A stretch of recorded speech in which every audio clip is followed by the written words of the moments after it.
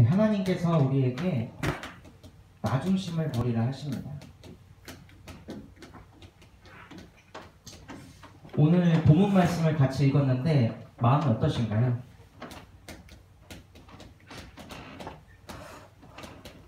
저는 이 본문 말씀을 읽고 마음이 턱턱 막히더라고요. 왼뺨 맞으면 오른뺨 대라고? 아니, 억지로 오리를 가자고 하는데 심리까지 가주라고? 오리도 갈까 말까 한 판에, 아니 겉옷을 달라고 하면 겉옷 줄까 말까 하는데 거기에 속옷까지 주라고? 도대체 이런 인생을 어떻게 살지? 그런 생각들이 막 많이 들더라고요. 아니 이렇게 살면은 인생이 도대체 어떻게 되는 거야? 막 이런 생각이 드는 거예요. 그런데 하나님께서 우리에게 왜 이런 말씀을 주셨을까요? 우리가 할 수 없기 때문에 이 말씀을 주시고, 아니 우리가 드라마를 보면 왼뺨 맞으면 주인공 어떻게 해요? 오른뺨, 왼뺨, 아랫배, 위 다 때리려고 엄청 복수에 불타가지고 막 복수심에 잡혀서 그렇게 살잖아요.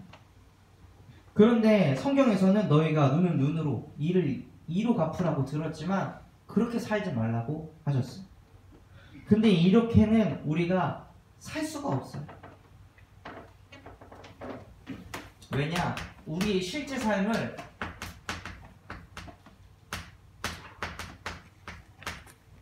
한번 볼 필요가 있어요. 우리의 실제 삶, 현재 삶이 어떠할까요? 많은 랩런트들이 시간이 많으니까 뭘 보냐? 미디어를 자꾸 봐요. 미디어를 보면 미디어에서는 이 말씀하고 반대되는 내용이 항상 나오거든요. 우리가 뭔가 액션 영화를 봐도 항상 악당이 주인공의 이런 소중한 사람들을 괴롭혔을 때 주인공이 어떻게 해요? 주인공이 찾아가서 왼뺨도 돼요? 찾아가서 왼뺨, 오른뺨 다 때리고 아예 불구로 만들어버리죠. 그걸 볼 때 우리의 마음은 어떻죠?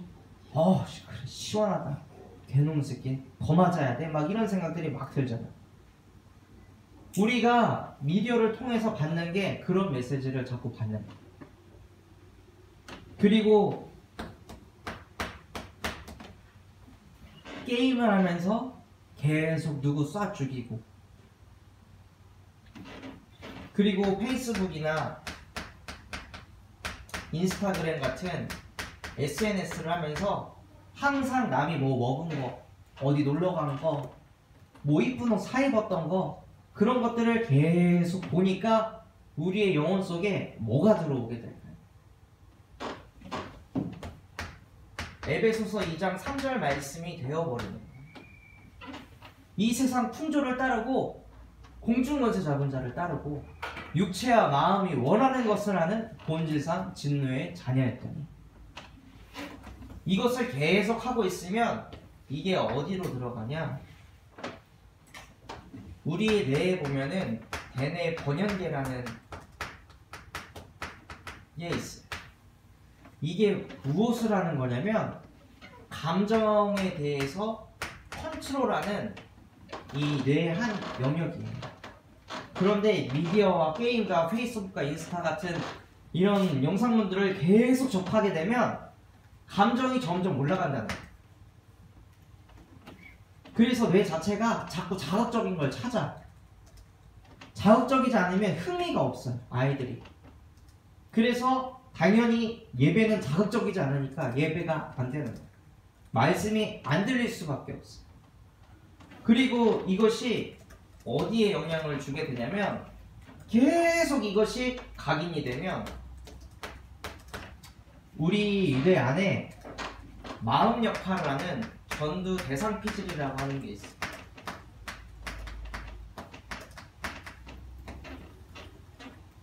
이것은 우리 사람의 무의식에 대한 영역인데, 즉 마음이라고도 해요. 그럼 이 마음 안에 이런 것들이 계속 뿌리가 내리는 거예요.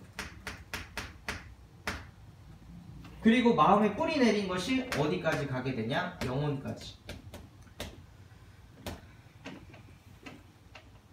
그러니까 우리가 삶을 살면서 계속 이걸 통해서 우리의 뇌에 각인시켜서 계속 감정은 올라가고, 그러니 아이들이 감정이 격해지는 거예요. 예전에는 청소년 시기 때에만 감정이 격했잖아요. 근데 성인이 돼도 감정이 격해. 30대가 돼도 감정이 격하고 40대, 50대, 60대, 70대가 돼도 계속 감정이 격해져요. 언제? 내 기분을 망치면 사람들이 이게 조절이 안 되는 거야. 왜? 뇌가 망가졌어요, 이미. 이런 거가 계속 각인돼가지고 육체와 마음이 원하는 것을 하는 본질상 진노의 자녀의 상태가 되니까 그것이 마음으로 뿌리내리고 영혼의 체질이 되어버렸어요. 이 상태에 있기 때문에 나중심 버리려고 아무리 용을 써도 버릴 수가 없는 거예요. 이게 깊이 각인되어 버렸거든. 체질이 되어버렸거든. 그래서 이거를 어떻게 고치려고 해도 할 수가 없는 거예요. 그런데 이것을 바꿀 수 있는 유일한 방법이 있어. 뭐냐? 예배. 이건 과학적으로도 증명이 됐어. 예배를 드릴 때, 예배를 드리면 어디가 발달하게 되냐면 전전두피질이라고 하는 게 발달돼요. 이 전전두피질은 무엇을 일으키는 요소냐면 이성을 발달시키고 이타심이 높아져. 이타심이 뭐죠? 타인을 배려하고 품고 사랑하는 마음이에요. 그 마음이 예배할 때 가장 높아진다는 거예요. 왜 그럴까요? 예배할 때 우리가 뭘 듣게 되죠?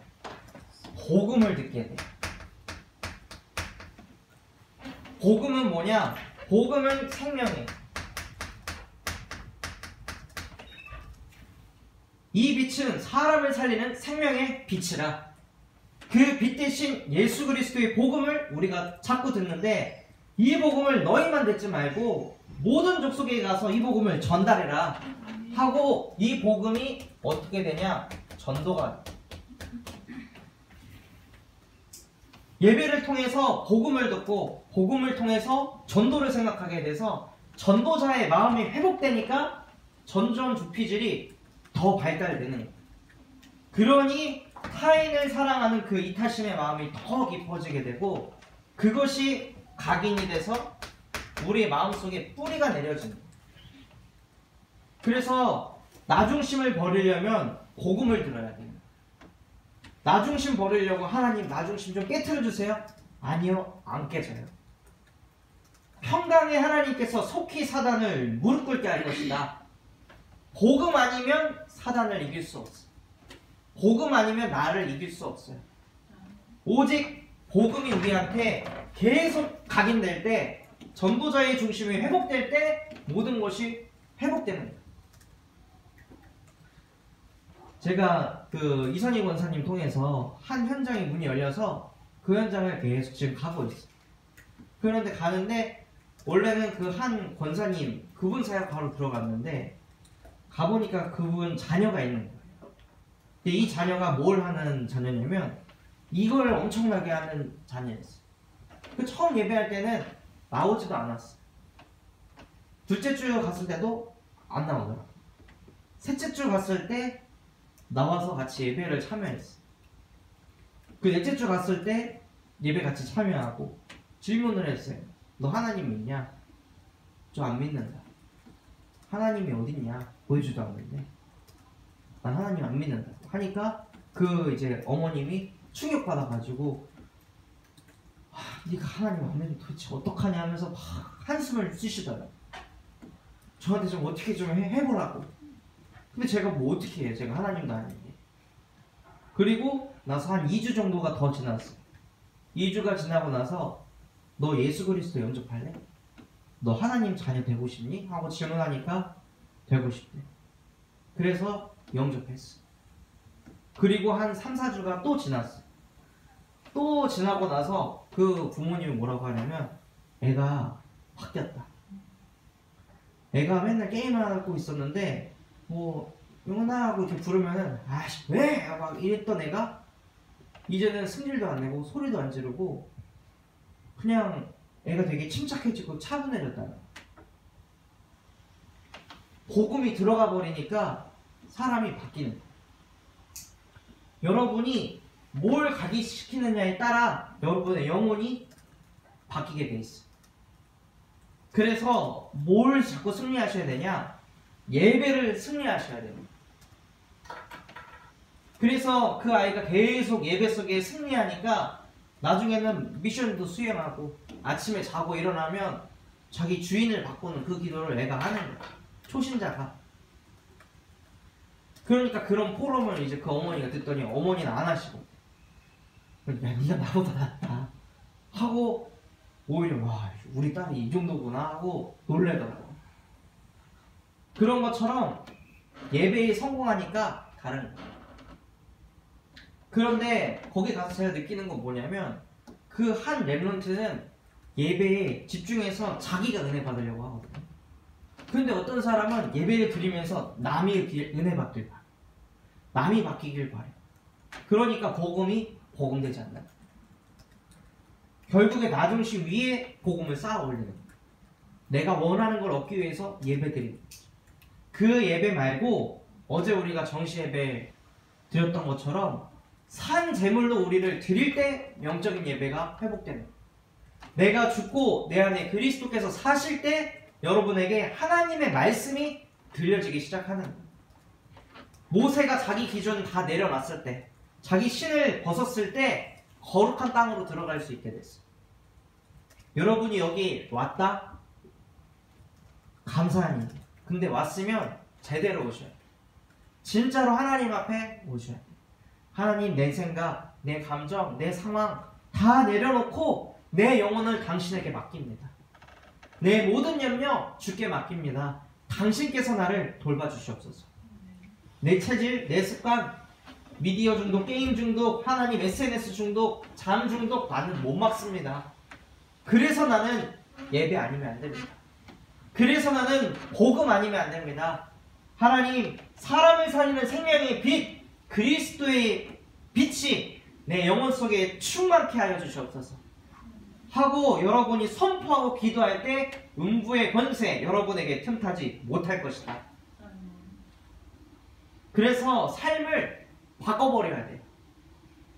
이 흐름으로 가면 로마서 1장 18절에 십자가의 도를 믿지 않는 자들, 멸망하는 자들에게는 이 복음이 엄청 미련해 보이지만 예배 성공하고 복음 속에서 답 찾는 여러분에게 하나님의 능력이 됩니다.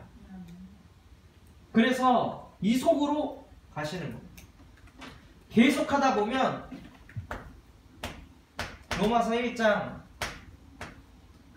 20절에는 유대인하고 헬라인은 이 복음이 너무 꺼림칙하고 갖기도 싫고, 왜? 유대인은 자꾸 증거와 표적을 원하고 헬라인은 자꾸 지혜를 원했거든. 그런데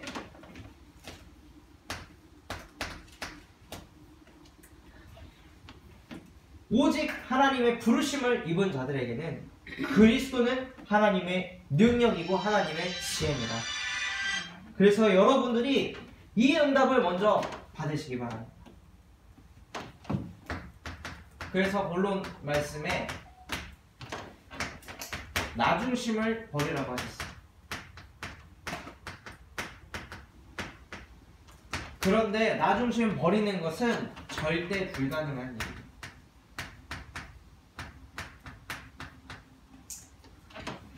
내가 나 중심 버렸다? 아니에요. 못 버려요. 인간은 할 수가 없어요. 근본적으로 인간은 다 자기가 신이 되어 있기 때문에, 하나님 떠난 상태이기 때문에 자기도 모르게 내가 기준이 되는 거예요. 그런데 이게 나만의 문제가 아니라 모든 사람이 죄를 범하였으니 하나님의 영광에 이르지 못하더니, 나뿐만이 아니라 너도 나도 우리도 모두가 다 죄인이다. 그래서 이것을 알고 세상에 가셔야 되는 거예요. 이것을 알고 가정생활 하셔야 되는 거야. 안 그러면 자꾸 판단하잖아요. 모든 사람이 다 병들었다니까요. 그런데 그 사람의 문제가 아니라 그 뒤에 사단이라고 하는 존재가 천하를 꽉 잡고 있어. 그래서 이 사단한테 속아서 항상 인간은 신이 되려고. 그리고 인간은 항상 육신 중심 그 상태로 살아간다는. 이 문제를 인간이 어떻게 해결하겠어요? 해결할 수가 없는 거예요. 그런데 절대 가능한 한 가지 답이 있어. 인간이 답이 없어서 하나님 떠나서 지 잘난 맛에서 계속 오만하고 교만하게 살면서 가족들도 판단하고 자식도 판단하고 부모도 판단하고 현장 가서도 판단하고 교회 가서도 판단하고 목회자 사역자 싹 다 판단하면서 자기의 틀을 하나도 안 깨고 나는 괜찮아, 나는 잘 누려, 이렇게 사는 절대 불가능한 흐름 속에서 인간이 살아가고 있다는 거예요. 그래서 인간이 절대 불가능하기 때문에 절대적으로 가능할 수밖에 없도록 하나님께서 우리에게 복음을 주셨습니다. 어떤 복음을 주셨냐? 여자의 후손이 뱀의 머리를 상하게 할 것이다. 이 복음을 우리에게 주십니다. 그래서 여자의 후손이 오셔서 그분이 누가 되셨냐? 아들을 낳으리니 그의 이름을 예수라 하라. 이는 그가 절대 불가능한 너희를 자기의 죄에서 구원할 자이심이니라. 그 예수 그리스도께서 절대 불가능한 인간을 구원하셨다는 거예요. 그 구원자 되신 그 예수가 주는 그리스도시요 살아계신 하나님의 아들이십니다. 그리스도가 되셔서 구원을 완성하셨어요. 여러분이 절대 불가능한 속에 있는데 여자의 후손 예수가 그리스도 되셔서 이것을 완성하셨다는 거예요. 그래서 절대 가능한 복음을 우리가 가진 존재예요. 이것을 갖기 위해서 무엇을 하냐?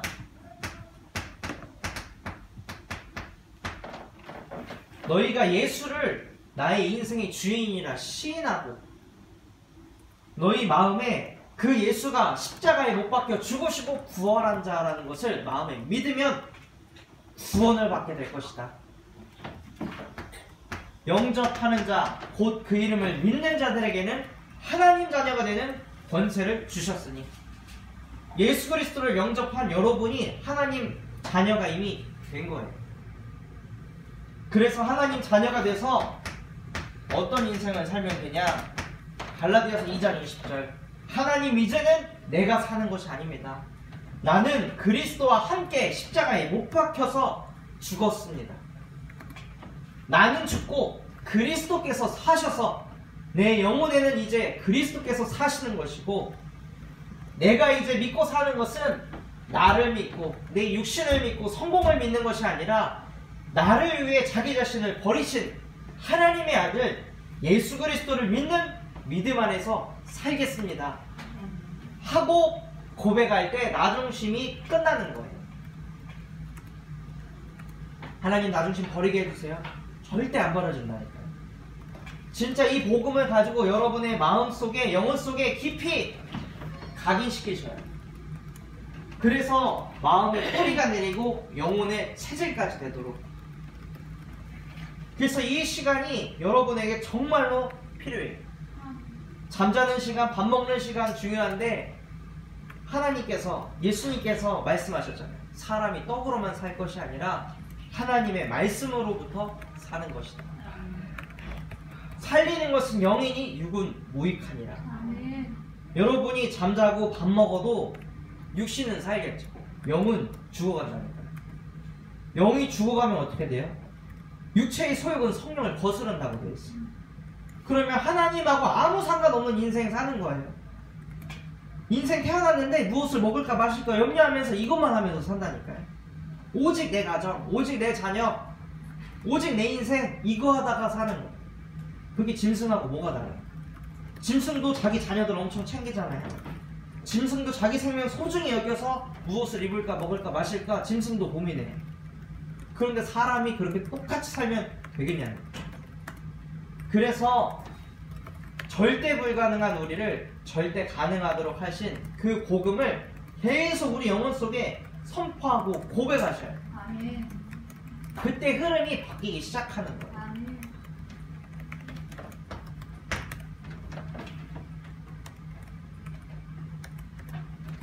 그리고 물질 중심을 버려라.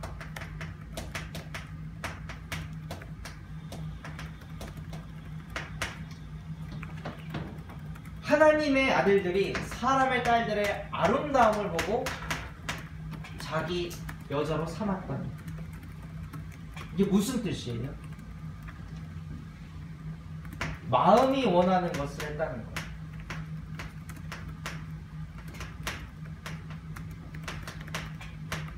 그런데 마음이 원하는 대부분은 다 육신적인 거예요. 마음이 원하는 대부분은 편한 거라는 거예요. 내가 익숙한 거, 그것만 하기를 원해. 멋있는 거, 이쁜 거, 그것만 갖기를 원해. 맛있는 것만 먹기를 바래. 나랑 편한 사람하고만 있기를 바래. 피곤하면 그냥 자면 되지. 배고프면 뭐 시켜 먹으면 되지. 게임하고 싶으면 그냥 게임하면 되지. 맞아요. 그냥 하면 돼요. 하면 되는데 그렇게 하면 할수록 인생이 피폐해진다니까요. 인생이 이상해져요. 내가 원하는 걸 하고 있는데 나를 돌아보면 내 인생은 이상해져 있어. 도둑이 오는 것은 도둑질하고 죽이고 멸망시키는 것뿐이에요. 여러분이 마음이 원하는 것을 하는 것 같지만 본질상 진노의 자녀로서 사단이 원하는 걸 하고 있는 거예요. 그래서 이 상태 속에 있을 때 하나님께서 뭐라고 말씀하셨냐? 노아야, 너는 방주를 만들어. 고페르 나무를 잘라서 그것을 이러한 크기 저러한 크기로 다 자르고 그 안에 역청을 발라가지고 물이 들어오지 못하도록 만들어라 해가지고 노아가 혼자 뭘 하냐? 하나님 말씀에 집중하는 시간을 가졌어. 물질 중심을 버리려면 하나님 물질 중심에서 빠져나오게 해주세요가 아니라 말씀에 집중할 때 이 속에서 빠져나오는 거예요. 노아가 자기 주변 사람들은 다 여자들을 자기 아내로 삼아가지고 그렇게 육체와 쾌락을 즐기고 있을 때 노아가 그걸 절제하게 해달라고 기도하지 않았다니까요. 노아는 하나님 말씀에 집중하고 그것을 성취하는 삶을 살았어요. 그러니까 이 속에서 해방받은 거예요.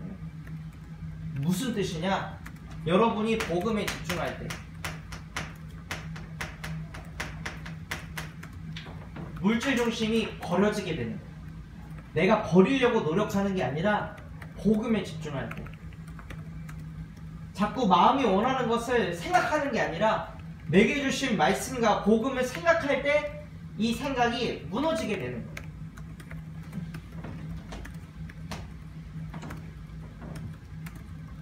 그렇게 되면 어떤 응답을 받게 되냐? 노아처럼 복음을 회복하게 되는 응답을 받는 거예요. 최고의 축복 중에 축복이 뭐냐면 이 시대에 계속 복음이 사라져. 좀 뭔가 잘 되면 복음이 희미해진다니까. 그런 그 상황 속에서 복음을 회복할 자로 여러분을 부르신 거예요. 계속 복음이 없어지잖아요. 문명이 발전하면 그 발전된 문명에 사람들이 다 끌려가. 7, 80년대 미디어 게임, 인스타, 페이스북 저런 게 있었어요? 없었잖아요. 없어서 그때 당시에 교회가 엄청나게 부흥이 됐죠. 다 너도 나도 교회 갔어. 그런데 그 교회가 무엇을 추구했냐? 한국이 발전해야 된다. 그래서 열심히 기도하고 열심히 농사해서 우리나라를 엄청나게 발전시켰잖아요. 근데 발전하고 나니까 복음이 희미해졌어. 그럼 그거 무슨 복음이겠어요? 성공 중심의 복음이었다는 거예요. 물질 중심의 복음이었다는 거예요. 복음이 희미해졌잖아요. 지금 이 시대는. 다락방은 지금 복음이 왜 희미해지죠? 처음에 다락방 운동할 때 류목사님이 전도하자고 해서 복음을 선포했어요. 불신자들이 복음 못 들어서 죽어가고 있다. 우리만큼이라도 정신 차리고 진짜 예수 그리스도의 복음만을 증거해야 된다 하고 메시지를 막 때렸는데 그게 사람들이 너무 은혜가 돼서 처음에 전도했어요. 막 일어났죠. 그런데 지금은 안 해. 왜? 은혜 받는 것에 그냥 멈춰 있습니다. 깨닫는 것에 멈춰 있습니다. 그러니까 다시 또 이 복음이 희미해져 가는 거예요. 그 70목은 노인 전도자가 계속 복음 선포하면서 현장 가라, 237 나라 살려라, 300명 다락방, 300명에게 복음 전달해라, 전도 대상자 적어라, 실제적인 전도를 위한 도전을 해라 하고 그 노인도 계속 죽을 때까지 피토하면서 메시지를 하는데 사람들이 안 와. 그런 현장 속에, 그런 시대 속에 여러분이 복음을 회복할 자로 부르심을 받았다는 거예요. 그래서 여러분이 이것에서 벗어나면 복음이 회복돼요. 그 지난주에 한 주에는 정시예배를 드려야 되는데 너무 피곤한 거예요. 그래서 30분만 누워있자 해가지고 누워있었는데 피곤이 안 깨는 거예요. 도대체 어떻게 하면 정시예배를 못 드릴 수가 있을까? 어떤 이유가 있어야 정시예배를 못 드려도 합리적일까? 막 이런 생각들을 제가 하고 있는 거예요. 어떻게 말해야 될까? 이런 생각이 들다가 제 안에 말씀이 딱 때리는 거예요. 육체의 소욕은 성령을 거스르고 성령은 육체를 거스르나니 이 둘이 대적함으로 너희가 원하는 것을 얻지 못하게 할 것이다. 하나님, 오직 여호와를 앙망한 나에게 성령의 충만함을 주세요. 내가 왜 삽니까? 내가 무엇 때문에 살고 있습니까? 처 자려고 사는 겁니까? 나 전도하려고 사는 거죠. 나 하나님 앞에 예배 드리려고 나에게 생명 주셨잖아요. 근데 내가 이거를 무가치하게 여긴다면 하나님, 나는 왜 살아야 됩니까? 나에게 힘과 능력을 주세요 하고 막 영적 싸움 해가지고 하다 보니까 어느 날 정신이 깨있더라고요. 그 예배 자리로 왔는데 와이프도 그 싸움을 한 거예요. 그 싸움을 해가지고 딱 나와서 자기가 예배 드릴 수밖에 없도록 나를 통역을 시켜줘라 해가지고, 그래 그럼 통역해 해가지고 통역을 한 거예요. 우리 시작은 미약하지만 끝은 창대하게 돼서 그날 그 예배에 미국인도 같이 했어. 우리가 기도하고 있었던 한 낙심자 미국인에게 이걸 전달했더니 그 친구도 들어와서 은혜 받고 내일부터 나 이제 필기할게 하고 하나님께서 진짜 237의 응답을 허락하시더라고요. 그 코딱지만한 거 가지고 복음을 잠깐 회복했더니 하나님께서 하나님의 일을 하신다는 거예요. 여러분이 육신의 편안, 편리함 이거 잠깐 승리하면 하나님께서 전무후무한 응답을 주신다니까요. 그리고 성공 중심을 버려라.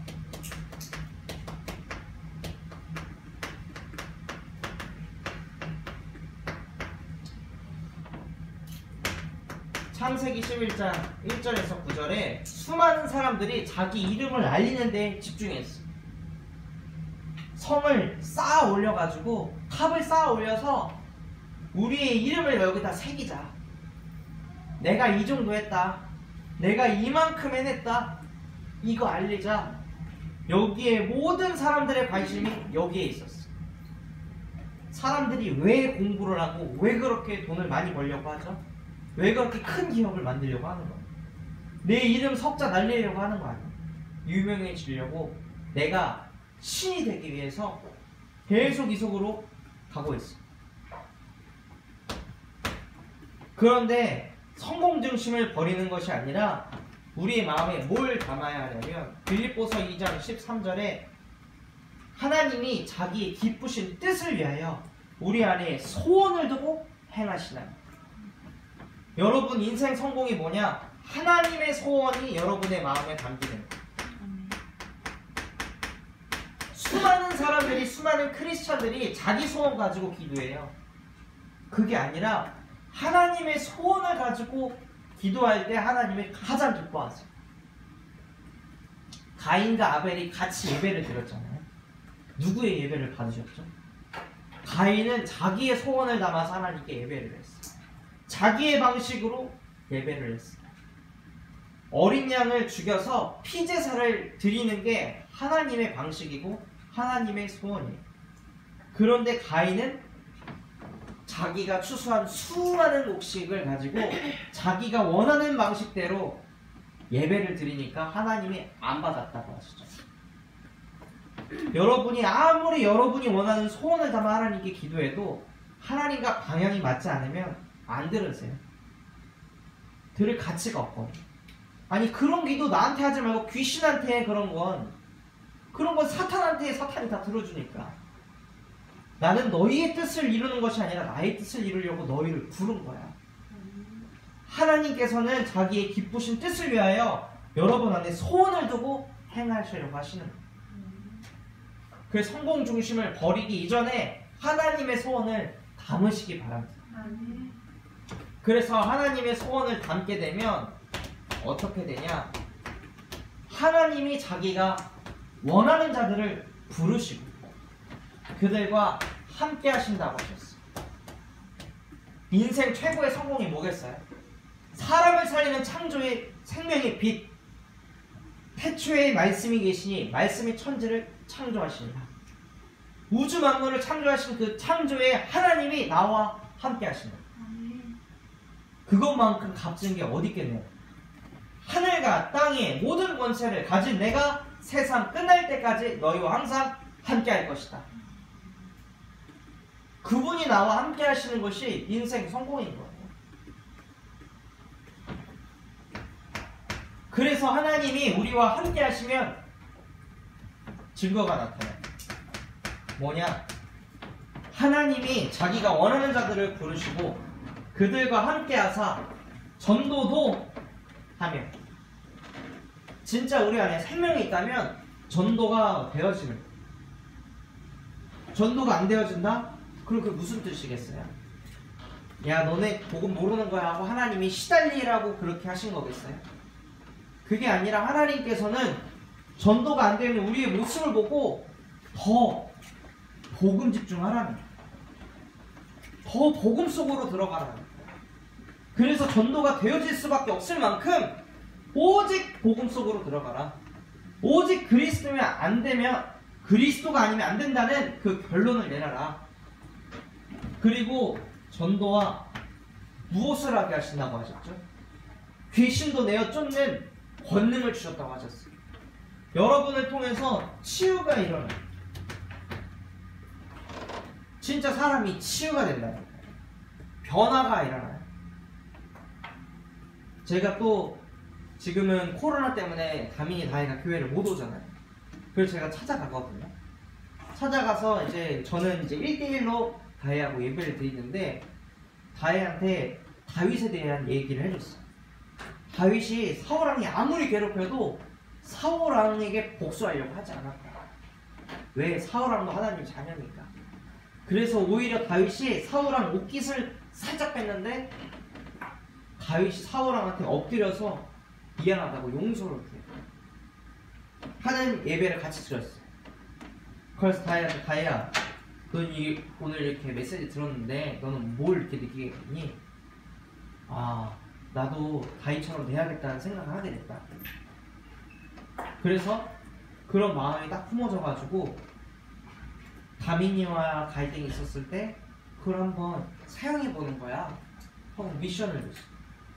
그리고 그 다음 주에 딱 가서 이제 만났는데 제가 그걸 수첩에다 기록하라고 했거든요.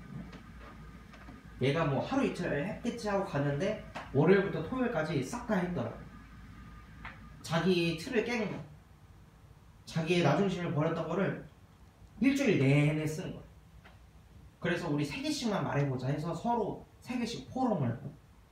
근데 얘가 어떤 일이 있었냐면 잠을 자려고 누웠는데 다민이가 다이를 막 깨우는 거야. 야 일어나봐, 우리 핸드폰 좀 보자 해가지고 핸드폰 좀 갖고 와.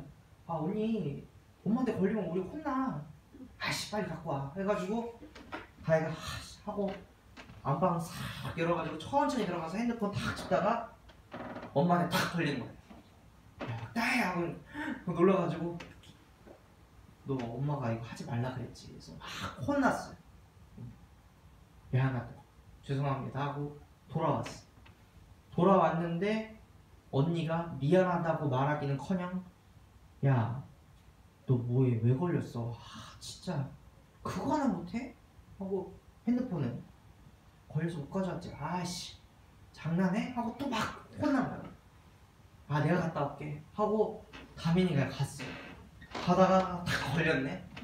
야 박당 너 뭐 하는 거야? 하고 딱 걸리니까 아니 다혜가 핸드폰 보고 싶다고 해가지고 아 이거 봐 내가 다혜 지금 핸드폰 가져가려고 하는 거잖아. 아, 박다혜가 시킨 거라니까. 아 진짜 쟤는 왜 이 시간에 이걸 보자고 그래? 그래서 야 박다혜 해가지고 끌려갔어. 가가지고 막 혼난 거야. 엄마 얘 얘기하자 하고 얘가 얘기를 했다. 어차피 얘가 대들어봐야 엄마한테 대드는 거고. 그래서 그냥 자기가 다 내려놨다. 그리고 방에 딱 들어왔는데 가민이가 너 내일 엄마한테 얘기하면 너 알지? 너 뒤진다. 너 진짜 가만 안 놔둬. 확 얘기한 거야. 그런 때에도 억울한 마음이 들었다가 저하고 예배 드렸던 게 생각이 났다. 그래서 가만히 있었대. 그리고 그런 것들을 쭉 적었다고 하더라고. 그러니까 치유가 되는 거야. 변화가 일어나는 거야. 복음이 진짜 들어가니까 사람의 생각이 바뀌는 거야. 걔가 무슨 딱 뭔가 이게 왔을 때마다 아 전도사님하고 이 미션 하기로 했지 하고 애가 그걸 한 거예요. 그러니까 그런 걸 보고 저도 감동을 받는 거죠. 지난주 저희 강단 말씀이 나 중심을 버려라인데 얘가 말씀 성취를 받고 있는 거예요. 그래서 야 참 하나님의 말씀이 살아있고 활력이 있어서 우리의 영혼 관절 골수 찔러 쪼개고 이 아이의 마음과 생각과 뜻을 지키시는구나. 너무 감사하다. 그런 것처럼 여러분의 마음속에 하나님의 소원이 담기면 하나님이 나와 함께 하시게 되고 사람을 치유하는 응답을 받게 되는 거예요.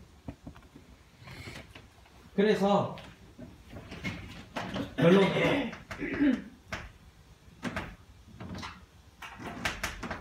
무엇에 도전하셔야 되냐? 삶의 시스템을 바꾸셔야 돼요.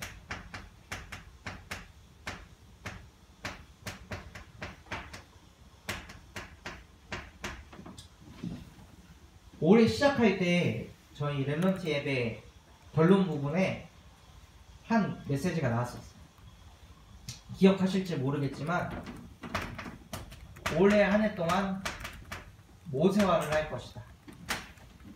모세화가 뭔지 기억나시나요? 어떤 문제가 와도 모세는 사람한테 붙지 않았고 경제에 붙지 않았고 하나님한테 붙었어. 복음이 개인화됐다는 거.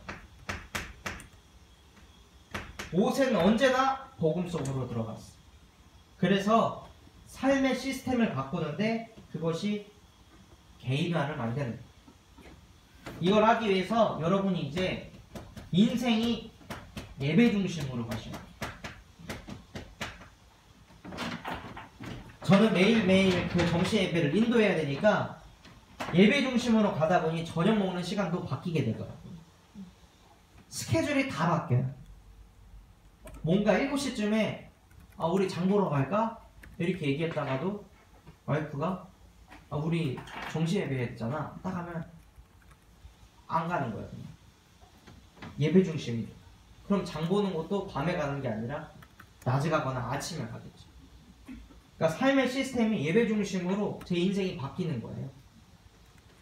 그리고 기도 중심으로 아침에 일어나서 무릎 꿇고 주인 바꾸는 기도를 하시려면 평소보다 여유있게 일어나셔야 돼요.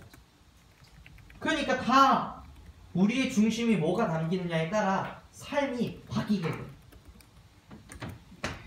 그리고 전도 중심으로 또는 랩런트 사역 중심으로. 그래서 여기에 초점이 맞춰져 있으면 여러분의 삶의 시스템이 바뀌게 돼 있어요. 먹고 자고 마시는 거에 삶의 초점이 맞춰져 있으면 그거에 맞는 삶의 시스템으로 살게 돼 있어요. 그래서 여러분이 이제는 예배 중심, 기도 중심, 전도 중심, 랩런트 운동의 중심의 삶의 시스템이 되시기를 바랍니다. 기도하고 마치도록 하겠습니다. 사랑의 하나님, 감사를 드립니다. 오늘 우리에게 말씀 주신 것과 같이 우리는 나 중심 버리는 것이 절대 불가능합니다. 그래서 우리에게 절대 가능할 수밖에 없는 여자의 후손 예수 그리스도를 보내셔서 절대 불가능한 우리를 구원하여 주시니 감사를 드립니다. 하나님, 이제는 내가 사는 것이 아니요 오직 내 안에 그리스도께서 살게 하여 주시옵소서. 그리하여 내가 나의 생각을 바꾸려고 하는 것이 아니라 이제는 그리스도가 내 인생의 주인이 되어서 하나님의 말씀을 따라갈 수밖에 없는 성령의 사람이 되게 하여 주시옵소서. 물질 중심 우리의 힘으로는 버릴 수 없습니다. 그래서 정말로 이제는 노아와 같이 하나님의 말씀에 집중하게 하여 주시옵소서. 복음에 집중하게 하여 주시옵소서. 그리하여 우리 가정에, 우리 가문에, 우리 교회의 현장에 복음이 희미해져가는 그 시대재앙 속에 복음을 회복할 자로 나를 불러주시니 감사를 드립니다.